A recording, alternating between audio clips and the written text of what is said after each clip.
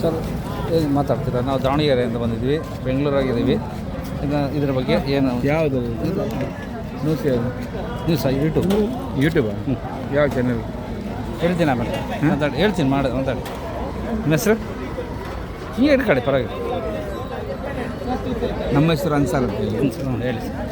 ನಾವು auto rickshaw ಪಾರ್ಕಿನ auto rickshaw ಡ್ರೈವರ್ಸ್ನವರು ಎಲ್ಲರೂ ಸೇರಿ ಒಟ್ಟು ಸೇರಿ ನಾವು ಸೌಹಾರ್ದವಾಗಿ ನಾವು ಇದ್ದೇವೆ ಅಂತೇಳಿ ಒಂದು ಸೌಹಾರ್ದ ಇಫ್ತಾರ್ ಕೂಟವನ್ನು ನಾವು ಮಾಡ್ತಾಯಿದ್ದೀವಿ. ಇನ್ನು ಮೇಲೆಗೂ ಎಲ್ಲರೂ ಸೌಹಾರ್ದವಾಗಿ ಇರಬೇಕಂದ್ರೆ ನಮ್ಮೊಂದು ಆಸೆ. ಈಗಿನ ರಾಜಕೀಯದವರ ಈ ಕಿತಾಪತಿಯಿಂದ ನಮಗೆ ಈ ಸೌಹಾರ್ದವನ್ನು ಕೆಟ್ಟು ಹೋಗಿದೆ ನಮ್ಮ ಕರ್ನಾಟಕ ರಾಜ್ಯ. ಅದು ಇನ್ನು ಆಗಬಾರ್ದು.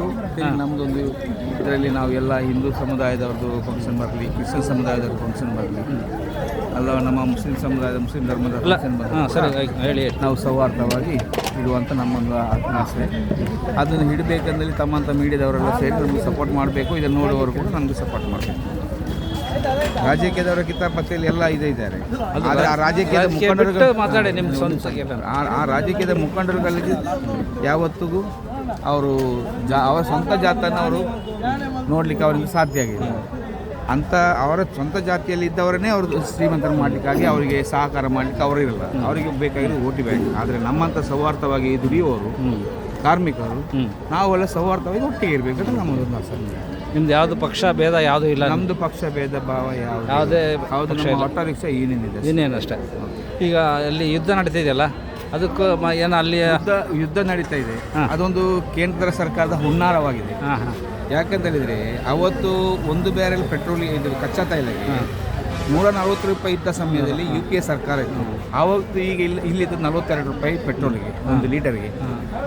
ಅದ ನಂತರ ಆದಂಥ ಸಮಯದಲ್ಲಿ 42 ರೂಪಾಯಿ ಆಯಿತು, 35 ರೂಪಾಯಿ $35 ಒಂದು ಬ್ಯಾರೆಲ್ ಪೆಟ್ರೋಲ್ಗೆ ಕಚ್ಚಾ ತೈಲಗೆ ಕಮ್ಮಿ ಆಯಿತು. ಅಷ್ಟೊಂದು ಕಮ್ಮಿ ಆಯಿತು, ಇಳಿಕೆ ಆಯಿತು. ಆಗ ಇಲ್ಲಿ ಏರಿಕೆ ಬಂದಿದೆ ವಿನ ಕಮ್ಮಿ ಬಂದಿಲ್ಲ. ಆಗಲೇ ನಮಗೆ ಕಮ್ಮಿ ಕೊಡ್ತಿದ್ರೆ ಕೇಂದ್ರ ಸರ್ಕಾರ ನಮ್ಮನ್ನು ಲೂಟ್ತಾ ಇಲ್ಲದಿದ್ದರೆ ಇವತ್ತು ನಮಗೆ ಜಾಸ್ತಿ ಆದರೂ ನಮಗೆ ಸಮಸ್ಯೆ ಬರ್ತಿರಲಿಲ್ಲ. ಆದರೆ ಅಂಧ ಭಕ್ತರಿಗೆ ಮಾಡಲಿ, ನಮಗೆ ಬೇಡ ಅಂತ ನಾವು ಹೇಳ್ತಾ ಇರೋದು. ಅವ್ರು ಯಾರಿದ್ದಾರೆ ಅವರಿಗೆ ಮಾಡಲಿ, ನಮಗೆ ಬೇಡ. ನಮಗೆ ಮುಂಚೆ ಅದೇ ಈಗಲೂ 140 ರೂಪಾಯಿ ಒಂದು ಬೇರೆ ಕಚ್ಚಾ ತೈಲಕ್ಕೆ ಬಂದಿಲ್ಲ. ಈಗಲೂ ಬಂದಿರೋದೆಷ್ಟು 68 ರೂಪಾಯಿ, $70 ಒಳಗಡೆ ಬಂದಿರೋದು. ಆವಾಗ ನಮಗೆ ಇಲ್ಲಿ ಪೆಟ್ರೋಲ್ ನಿಮ್ಗೆ ಎಷ್ಟು ಬೇಕು? 1 ಲೀಟರ್ ಪೆಟ್ರೋಲಿಗೆ ಈಗ ಹಾಕಬೇಕಾಗಿರೋದು 60 ರೂಪಾಯಿ ರೇಟು. ಈಗ ಇನ್ನೂ ಜಾಸ್ತಿ ಮಾಡ್ತಾ ಇದೆ. ಟ್ಯಾಕ್ಸ್ ಅನ್ನು ಕಡಿಮೆ ಮಾಡಿ ನಮ್ಮಂತ ಬಡಪಾಯಿ ದುಡಿಯುವಂಥ ಡ್ರೈವರ್ಸ್ಗಳಿಗೆ ಕಮ್ಮಿ ಮಾಡಲಿ, ಟ್ಯಾಕ್ಸ್ ಅನ್ನು ಕಮ್ಮಿ ಮಾಡಲಿ.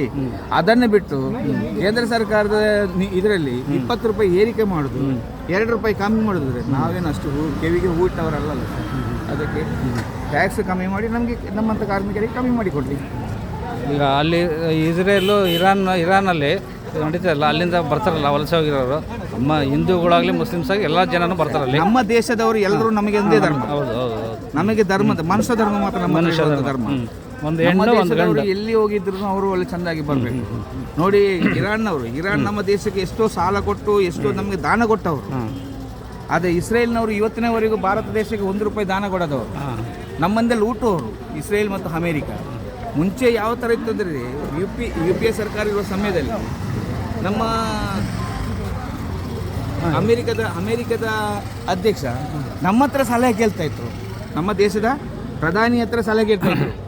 UP ಸಿಂಗ್ ನಮ್ಮ ಟ್ರಂಪ್ ಅಲ್ಲ, ಇದು ಇವರು ಅಂತ ನಮ್ಮ ಮೋದಿ ಅಲ್ಲ, ನಮ್ಮ ಮುಂಚೆ ಇರುವಂಥ ನಮ್ಮ UPA ಸರ್ಕಾರದ ಪ್ರಧಾನಮಂತ್ರಿ ಇವರ ಹತ್ರ ಸಲಹೆ ಮನಮೋಹನ್ ಸಿಂಗ್ ಸಲಹೆ ಕೇಳಿ ಅವ್ರ ಆರ್ಥಿಕತೆಯನ್ನು ಕುಸಿದಿರುವ ಸಮಯದಲ್ಲಿ ಅಮೇರಿಕದ ಆರ್ಥಿಕತೆಯನ್ನು ಸರಿ ಮಾಡಿಕೊಟ್ಟವುದು ನಮ್ಮ ದೇಶದ ಪ್ರಧಾನಿ.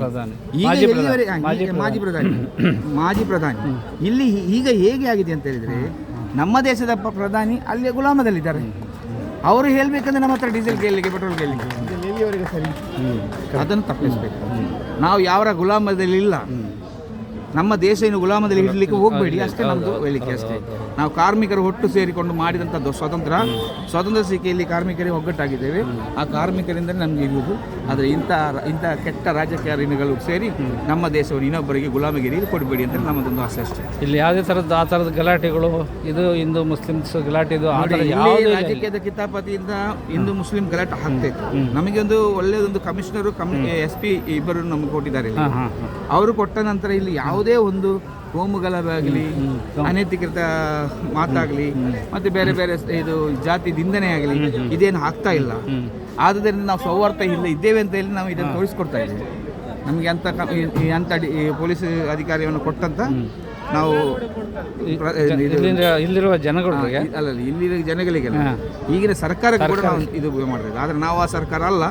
ಆದರೆ ಈಗ ಸರ್ಕಾರಕ್ಕೆ ಕೂಡ ನಾವು ಸೆಲೆಕ್ಟ್ ಹೇಳ್ತೇವೆ. ಯಾಕಂತ ಹೇಳಿದರೆ ಈಗ ಕೊಟ್ಟಂತ ನಮಗೆ ಒಳ್ಳೆ ಅಧಿಕಾರಿ ಕೊಟ್ಟಿದ್ದಾರೆ. ಅಂಥ ಅಧಿಕಾರಿ ಇನ್ನೂ ಇರಬೇಕಂತ ನಮ್ಮೊಂದು ಆಸೆ.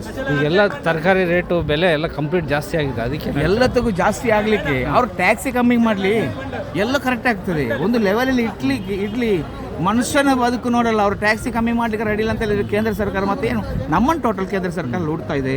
ನಮ್ಮ ಜೇಬಿಂದ ದುಡ್ಡು ಖಾಲಿ ಮಾಡಿಸ್ತಾ ಇದೆ. ಅದು ಯಾಕೆಂದರೆ ಬ್ರಿಟಿಷ್ನವರು ಕೂಡ ಅದೇ ಹೇಳ್ತಾ ಇರೋದು. ಟೋಟಲ್ ಕಾರ್ಮಿಕರ ವರ್ಗದಲ್ಲಿರುವಂಥ ಅವರು ದುಡಿದಂಥ ಎಲ್ಲ ದುಡ್ಡನ್ನು ಫಸ್ಟಿಗೆ ಖಾಲಿ ಮಾಡಿಸಿ ಮತ್ತೆ ಅವರನ್ನು ನಮ್ಮ ಗುಲಾಮ ಮೇಲೆ ಇಡ್ತಾರಂತೆ. ಅದೇ ಥರ ಈಗ ಕೇಂದ್ರ ಸರ್ಕಾರ ಮಾಡ್ತಾ ಇದೆ. ಅದು ಸರಿಯಲ್ಲ ಅಂತ ನಾವು ಹೇಳೋದಷ್ಟೇ. Okay, thank you sir. Thank you. ಹೋಗಿ ಸರ್.